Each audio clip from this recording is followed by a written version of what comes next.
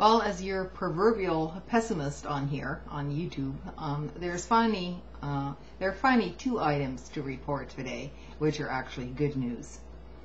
The first one comes from the Foreign Policy Desk, LS Foreign Policy Desk. Obama has decided that he's going to scrap the proposed missile defense program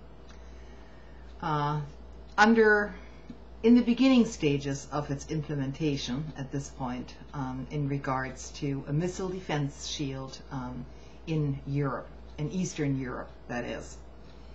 Now, some of these facilities have just gotten started, and the Polish people and the people of Czechoslovakia were against these missile shields to start with, because essentially it would make them a target if anything goes wrong.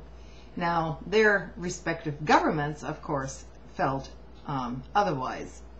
And there were huge protests in these countries, which were never reported in the US, by the way. That's no big surprise.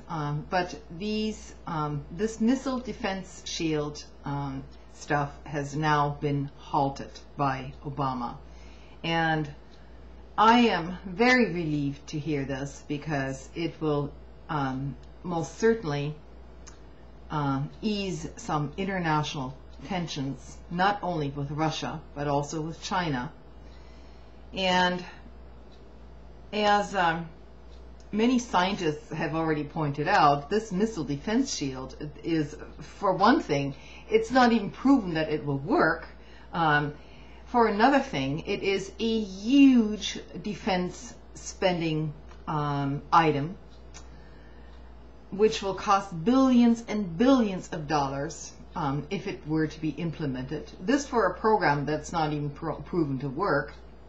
And it antagonizes, once again, other nations against us. So I'm very glad to hear this.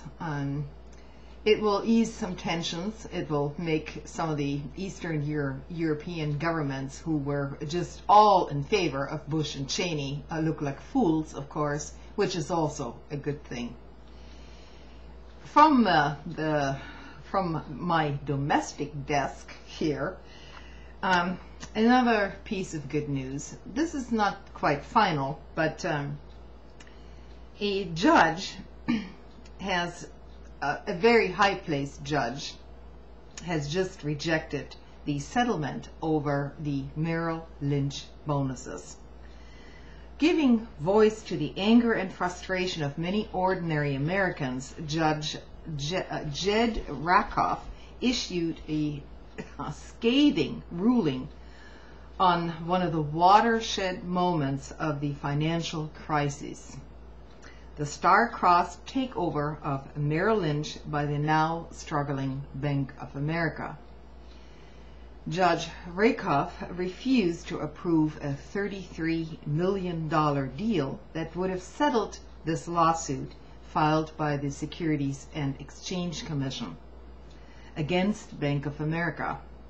The lawsuit alleged that the bank failed adequately to disclose the bonuses that were paid by Merrill Lynch before this merger happened.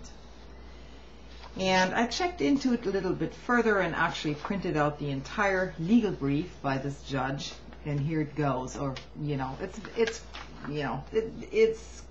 quite a few pages, like 70 pages. So here are the pertinent paragraphs. In other words, the judge says, the parties were proposing that the management of Bank of America, having allegedly hidden from the bank's shareholders that as much as $5.8 billion of their money would be given as bonuses to the executives of Merrill Lynch, who had run the company nearly into the ground, would now settle these legal consequences of their lying by paying the SEC, Securities and Exchange Commission, $33 million more of their shareholders' money. This proposal to have the victims of the violation pay an additional penalty for their own victimization was enough to give the court pause. And it goes on. It is not fair, first and foremost, because it does not comport with the most elementary notions of justice and morality, in that it proposes that shareholders who were the victims of the bank's alleged misconduct now pay the penalty for that misconduct themselves. The SEC, Security and Exchange Commission, admits that the corporate penalties it here proposes will be indirectly passed on to shareholders. Now remember, some of you yourselves are shareholders if you own any retirement funding with this bank. Their hypothesis makes no sense when applied to the facts. For the notion that Bank of America shareholders, having been lied to blatantly in connection with the multi-million-dollar purchase of a huge, nearly bankrupt entity, namely Merrill Lynch, need to lose another $33 million of their money in order to better assess the quality and performance of management is absurd, the judge said. The SEC, while also conceding that its normal policy in such situations is to go after the company executives who were responsible for the lie in the first place, rather than innocent shareholders, says it cannot do so because the uncontroverted evidence in the investigative record is that the lawyers for Bank of America and Merrill drafted these documents at issue and made the relevant decisions concerning disclosure of the bonuses. But if that is the case, why are the penalties not then sought from the lawyers? All of this is besides the point, the judge mentioned. If the bank is innocent of lying to its shareholders, why is it prepared to pay $33 million of its shareholders' money as a penalty for lying to them?